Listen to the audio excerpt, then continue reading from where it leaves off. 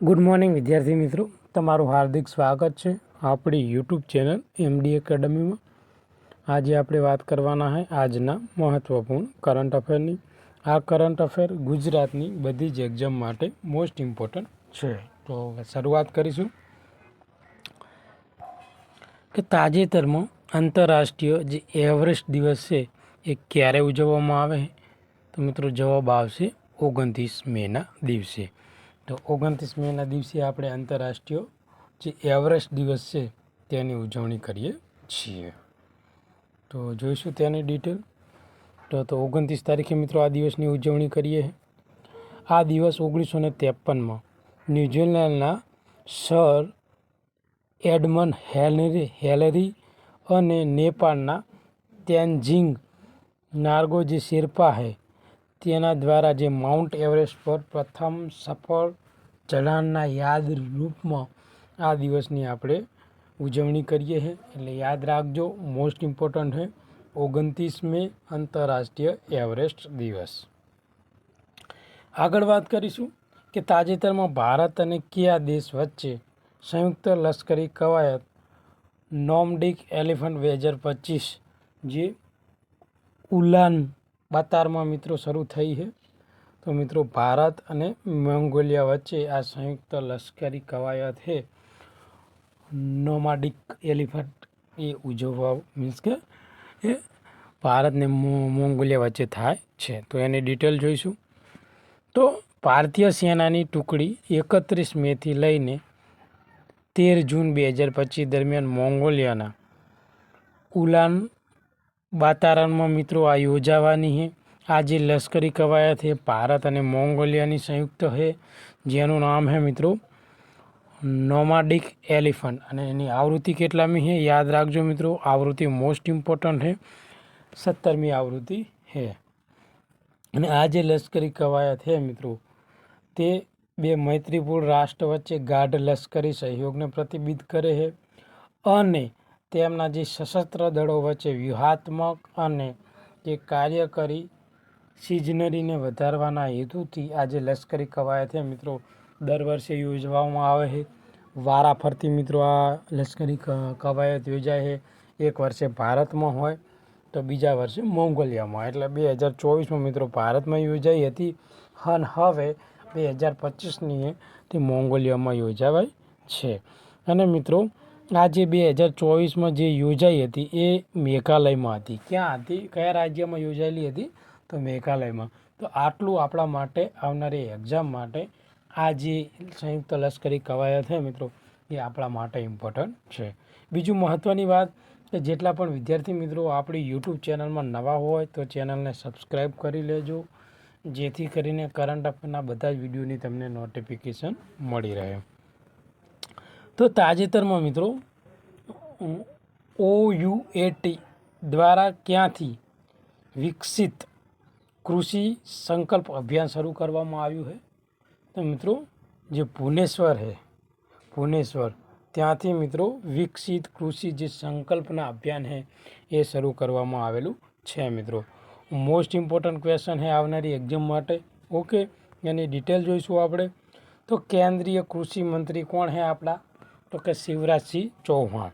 તો ગુરુવારે મિત્રો તેમને ભુવનેશ્વર ખાતેથી આ જે વિકસિત કૃષિ સંકલ્પના અભિયાન શરૂ કર્યું છે। અને આ અભિયાનનો ઉદ્દેશ શું છે? તો કે વિજ્ઞાન અને ટેકનોલોજીની મદદથી ભારતીય કૃષિમાં પરિવર્તન લાવવાનો છે। એટલે કે આપણે જે વિજ્ઞાન ટેકનોલોજી આપણે પાસે અભિયાન અવેલેબલ છે એનો ઉપયોગ કરી અને જે ભારતીય કૃષિમાં પરિવર્તન લાવવા માટે આપણા જે મિત્રો કેન્દ્રીય કૃષિ મંત્રી જે શિવરાજસિંહ ચૌહાણ છે એના દ્વારા જે વિકસિત કૃષિ સંકલ્પના અભિયાન શરૂ કરવામાં આવેલ છે। તો આ પણ ક્વેશ્ચન મોસ્ટ ઇમ્પોર્ટન્ટ છે મિત્રો, આપણે જરૂરી હોય એટલું જ લેશું, કન્ટેન્ટ વધારાનું લેવાનું નહીં। એક્ઝામને ઉપયોગી હોય એટલું મટીરિયલ જ આપણે સ્ટડી કરવાની છે। ઓકે, આગળનો ક્વેશ્ચન છે કે તાજેતરમાં ઉલ્લાસ નવ ભારત સાક્ષરતા કાર્યક્રમ હેઠળ કયા રાજ્યને 100% સાક્ષર જાહેર કરવામાં આવ્યું છે? તો મિત્રો ગોવાને 100% સાક્ષર રાજ્ય તરીકે જાહેર કરવામાં આવેલું છે। થોડીક ડિટેલ જોઈ લઈશું આપણે એના લગતી મિત્રો। તો તાજેતરમાં ગોવા રાજ્યએ ઉલ્લાસ નવ ભારત સાક્ષરતા કાર્યક્રમ હેઠળ 100%, કેટલા ટકા મિત્રો? 100% સાક્ષર ગ્રામ તરીકે જાહેર કરવામાં આવેલું રાજ્ય છે મિત્રો. અને ગોવાના જે મુખ્યમંત્રી છે પ્રમોદ સાવંતે એમણે 30 મે 2025ના રોજ 39માં જે ગોવાનો સ્થાપના દિવસ હતો. કેટલામાં મિત્રો? 39માં. તો આ જે 39માં સ્થાપના દિવસે માહિતી આપી છે. આ ઉપરાંત મિત્રો હાલમાં મિઝોરમ રાજ્યની આપણે વાત કરવાની છે મિત્રો. આ ક્વેશ્ચન મિત્રો ઇમ્પોર્ટન્ટ છે, આપણે કરંટ અફેરમાં કવર કર્યો નહીં, એટલે આજે મિત્રો ડિટેલમાં કવર કર્યું છે. મોસ્ટ ઇમ્પોર્ટન્ટ ક્વેશ્ચન છે આ, યાદ રાખજો મિત્રો. વાત છે મિત્રો મિઝોરમની, જે ઉલ્લાસ કાર્યક્રમ હેઠળ સંપૂર્ણ કાર્યાત્મક સાક્ષર રાજ્ય તરીકે જાહેર કરેલું છે એવું પ્રથમ રાજ્ય. સંપૂર્ણ સાક્ષર રાજ્ય તમને પૂછાય તો મિત્રો જવાબ આવશે મેઘાલય. અને 100% સાક્ષર રાજ્ય પૂછાય તો એ આવશે ગોવા. તો આ બંને વચ્ચેનો જે ડિફરન્સ છે મિત્રો એ યાદ રાખજો. અને કયા કાર્યક્રમ હેઠળ આ જે રાજ્ય છે અને સાક્ષર જાહેર કરવામાં આવેલા છે? તો ઉલ્લાસ કાર્યક્રમ હેઠળ મિત્રો. તો આપણા માટે આટલી વસ્તુ ઇમ્પોર્ટન્ટ છે મિત્રો. ઓકે. તાજેતરમાં મિસ વર્લ્ડ 2025નો ખિતાબ કોણે જીત્યો છે?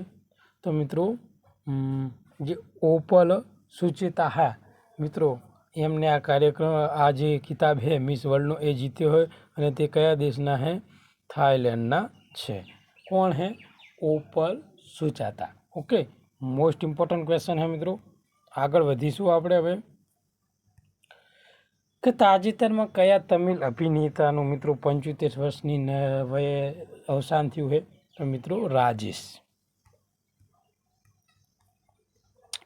તો મિત્રો તમિલ ફિલ્મના દિગ્ગજ અભિનેતા જે રાજેશ કુમારનું મિત્રો જે ગુરુવાર છે 29 મે 2025ના રોજ ચેન્નાઈમાં અચાનક હાર્ટ એટેકના લીધે તેમનું મૃત્યુ થયું છે. તેઓ 75 વર્ષના વયના હતા. તેમના મૃત્યુથી ભારતીય ફિલ્મ જગતને ખાસ કરીને તમિલ સિનેમા જે ઉદ્યોગ છે એને ઊંડી અસર થશે મિત્રો આના લીધે. અને જે રાજેશના પરિવારમાં પુત્રી દિવ્યા અને દીપિકા છે, અને મિત્રો તેમની પત્ની છે જોન સિલ્વા, તેમનું પણ થોડા સમય પહેલાં મિત્રો અવસાન થયેલું છે. અને તેમનો જે પાર્થિવ દેહ છે મિત્રો રાજેશ કુમારનો, તે મિત્રો ચેન્નાઈના જે રામપુરમ સ્થિત તેમના નિવાસ ખાતે રાખવામાં આવ્યો હતો. તો મિત્રો મોસ્ટ ઇમ્પોર્ટન્ટ ક્વેશ્ચન આપણે જરૂરી હોય એટલું કરંટ અફેર લઈશું, જેથી કરીને તમને આવનારી એક્ઝામમાં ફાયદો થાય. તાજેતરમાં 2025 માટે પ્રિસિશન ઓફ એસ્ટુરિયાસ સ્પોર્ટ એવોર્ડ કોને એનાયત કરવામાં આવેલો છે? તો મિત્રો જે સેરેના વિલિયમ્સ છે એને પ્રિસિશન ઓફ એસ્ટુરિયાસ સ્પોર્ટ એવોર્ડ મિત્રો એનાયત કરવામાં આવેલ છે. તો આધુનિક રમતગમતના ઇતિહાસમાં મિત્રો સૌથી પ્રતિષ્ઠિત ખેલાડીમાંની એક જે સેરેના વિલિયમ્સ રમતગમતમાં 2025 માટે તેને પ્રિસિશન ઓફ એસ્ટુરિયાસ એવોર્ડ એનાયત કરવામાં આવ્યો છે. આ જે પ્રતિષ્ઠિત ખેલાડી છે મિત્રો એ આ જે પ્રતિષ્ઠિત સન્માન જે સ્પેનિશ સન્માન છે જે રમતગમત કલા સાહિત્ય અને વિજ્ઞાન ક્ષેત્રે મિત્રો આપવામાં આવે છે. તો સન્માન કયું છે મિત્રો? સ્પેનિશ સન્માન છે. એશિયન એથ્લેટિક્સ ચેમ્પિયનશિપમાં મેડલ ટેબલમાં કોણ ટોચ ઉપર રહ્યું છે? તો મિત્રો પ્રથમ ક્રમાંકે રહ્યું છે ચીન અને બીજા ક્રમાંકે છે મિત્રો ભારત. તો આ પણ આપણા માટે ઇમ્પોર્ટન્ટ છે. જોઈશું મિત્રો ચીનને કેટલા મેડલ મળેલા છે. તો 2025માં મિત્રો એશિયન એથ્લેટિક્સ ચેમ્પિયનશિપમાં મેડલ ટેબલમાં ચીન ટોપ ઉપર રહ્યું છે. ટોટલ મિત્રો કહેવાય ને કે 32 મેડલ મળ્યા છે. એમાં 19 ગોલ્ડ છે, 9 સિલ્વર છે અને 4 બ્રોન્ઝ મેડલ જીત્યા છે. આ ઉપરાંત મિત્રો ભારતની વાત કરવામાં આવે તો ભારત બીજા સ્થાન ઉપર છે, જેમાં 8 ગોલ્ડ છે, 10 સિલ્વર છે અને 100 બ્રોન્ઝ, કુલ 24 મેડલ સાથે મિત્રો ભારત બીજા ક્રમાંકે રહેલું છે. તાજેતરમાં મિત્રો વિશ્વ તમાકુ નિષેધ દિવસ ક્યારે ઉજવવામાં આવે છે? તો 31 મેના દિવસે જે વિશ્વ તમાકુ નિષેધ દિવસ તરીકે ઉજવવામાં આવે છે મિત્રો. તો આ જે દિવસ છે મિત્રો એ 31 મેના રોજ જ ઉજવવામાં આવે છે. અને જે WHO એટલે કે વિશ્વ આરોગ્ય સંગઠન દ્વારા તમાકુના ઉપયોગથી જે હાનિકારક અસરો વિશે જાગૃતિ લાવવા અને વર્તમાન અને જે ભાવિ પેઢીઓને તેના વિનાશક અસરના પરિણામેથી બચાવવા માટે WHO દ્વારા મિત્રો આજે 31 મે છે એ દિવસે વિશ્વ તમાકુ નિષેધ દિવસ ઉજવવામાં આવે છે મિત્રો. તો આ વર્ષની થીમ શું છે મિત્રો તમાકુ દિવસની? તો કે તેજસ્વી ઉત્પાદન, શ્યામ ઇરાદાઓ અને અપીલને ઉજાગર કરવી. મિત્રો તમાકુ દિવસની જે થીમ છે એ મોસ્ટ ઇમ્પોર્ટન્ટ છે. તો ફરીથી આપણે એકવાર રિપીટ કરીશું કે તેજસ્વી ઉત્પાદન, શ્યામ ઇરાદાઓ, અપીલને ઉજાગર કરવી. અને મિત્રો WHO દ્વારા એવું માનવું છે કે દર વર્ષે 8 મિલિયનથી વધુ લોકો જે આ તમાકુનું સેવન કરે છે એ લોકોના મૃત્યુ થાય છે. તો તમાકુના જે ઉપયોગથી જે નુકસાન થાય છે હાનિકારક, એની જાગૃતિ ફેલાવવા માટે આપણે મિત્રો 31 જે મે છે એ દિવસે તમાકુ દિવસની ઉજવણી કરીએ છીએ. તાજેતરમાં રેટિંગ એજન્સી ક્રિસિલે નાણાકીય વર્ષ 2026માં ભારતનો જે GDP વૃદ્ધિ દર છે એ કેટલા ટકાનો અંદાજ લગાવ્યો છે? તો 6.5% અંદાજ લગાવ્યો છે. તાજેતરમાં રાજીવ કૃષ્ણા કયા રાજ્યના નવા DGP બન્યા છે? તો મિત્રો તેઓ ઉત્તર પ્રદેશના નવા DGP બન્યા છે. કયા રાજ્યના? ઉત્તર પ્રદેશના. ચીને તાજેતરમાં કયા આંતરરાષ્ટ્રીય મધ્યસ્થી સંગઠનની સ્થાપના કરી છે? તો ચીન દ્વારા મિત્રો જે હોંગકોંગનું આંતરરાષ્ટ્રીય મધ્યસ્થી સંગઠન છે એની સ્થાપના કરેલ છે.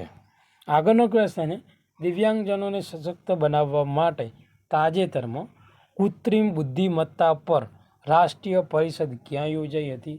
તો કર્ણાટકનું જે બેંગ્લોર છે ત્યાં AI ઉપર જે આ રાષ્ટ્રીય પરિષદ છે જે મિત્રો આપણા દિવ્યાંગજનો છે એમને સશક્ત બનાવવા માટે શરૂ કરવામાં આવી હતી.